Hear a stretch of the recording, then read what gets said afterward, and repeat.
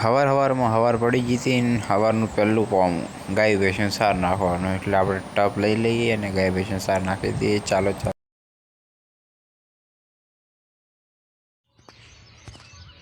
ગાય ભેંસને સાર નખાઈ જશે. હવે હાથ પગ ધોઈને નાસ્તો કરવા જઈએ. ચાલો. તાપ વધારે પડતો હતો એટલે ઢોરોને અંદર બોધવાનો ટાઈમ થઈ ગયો હતો, એટલે ગાય ભેંસોને અંદર બોધી દઈએ. હવે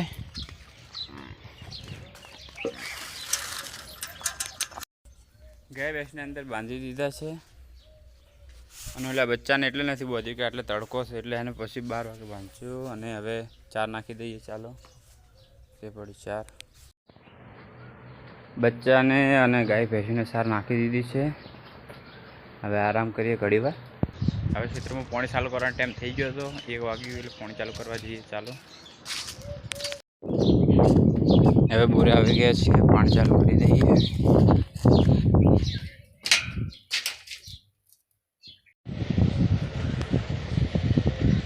પાણી ચાલુ કરી દીધું છે.